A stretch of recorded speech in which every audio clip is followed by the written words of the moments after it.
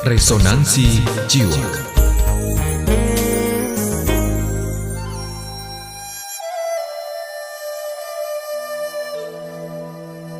Baju-baju yang menipu.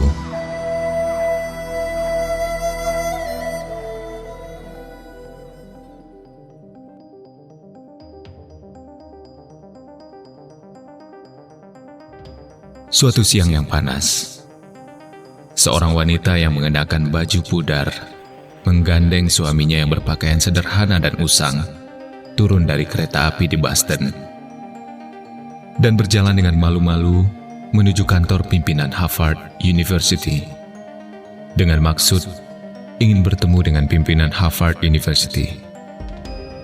Ketika sampai di sana, sang sekretaris dari universitas itu langsung mendapat kesan bahwa mereka adalah orang kampung, udik, sehingga tidak mungkin ada urusan di Harvard, dan bahkan mungkin tidak pantas berada di Cambridge.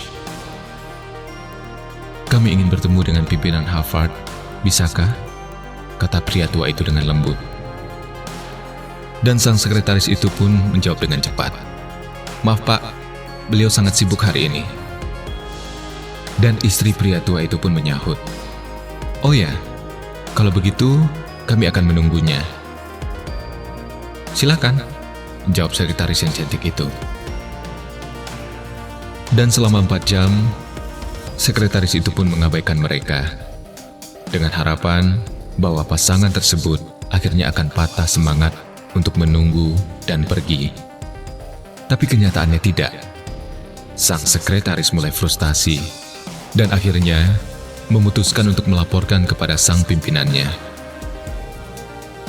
"Maaf Pak, mungkin jika Anda menemui mereka selama beberapa menit, mereka pasti akan pergi," kata sang sekretaris kepada pimpinan Harvard. Sang pimpinan menghela nafas panjang dengan geram dan mengangguk. Orang yang sepenting dia pasti tidak punya waktu untuk mereka. Dan ketika dia melihat 2 orang yang mengenakan baju pudar dan pakaian usang di luar kantornya, rasa tidak senangnya sudah muncul. Sang pimpinan Harvard dengan wajah galak menuju pasangan tersebut. Melihat orang yang ditunggu-tunggunya sudah muncul, wanita tua dan pria tua yang tampak letih itu pun berkata dengan mata berbinar kepada pimpinan Harvard, "Kami memiliki seorang putra yang kuliah tahun pertama di Harvard. Dia sangat menyukai Harvard dan bahagia kuliah di sini. Tapi setahun yang lalu, dia meninggal karena kecelakaan. Jadi maksud kami ke sini Tuan, adalah untuk mendirikan sesuatu untuk tanda memperingati anak kami yang meninggal. Adakah tempat di kampus ini?" Permintaan orang tua tersebut. Tapi sepertinya sang pemimpin Harvard tidak tersentuh sedikit pun.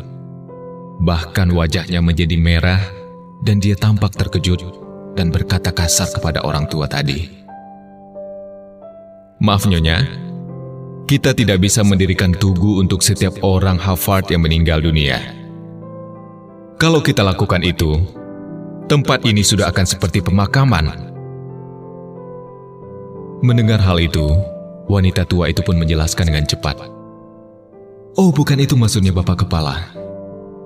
Kami tidak ingin mendirikan tugu peringatan. Kami hanya ingin memberikan sebuah gedung untuk Harvard."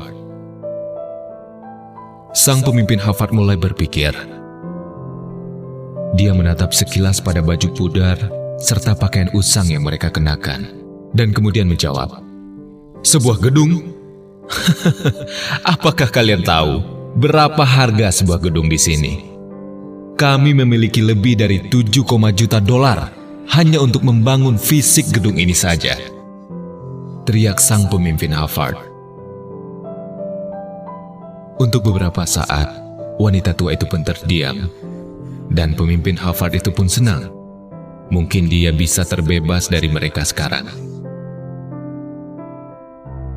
Beberapa saat, wanita tua itu pun menoleh kepada suaminya dan berkata pelan, "Kalau hanya sebesar itu biaya untuk memulai sebuah universitas, mengapa tidak kita buat sendiri saja?" Suaminya pun mengangguk. Sedangkan wajah sang pemimpin Harvard University sudah mulai tampak kebingungan. Akhirnya, Mr. and Mrs. Leland Stanford bangkit dan berjalan pergi, melakukan perjalanan ke Palo Alto, California. Dan di sana, mereka mendirikan sebuah universitas yang menyandang nama mereka. Sebuah peringatan untuk seorang anak yang tidak lagi diperdulikan oleh Harvard.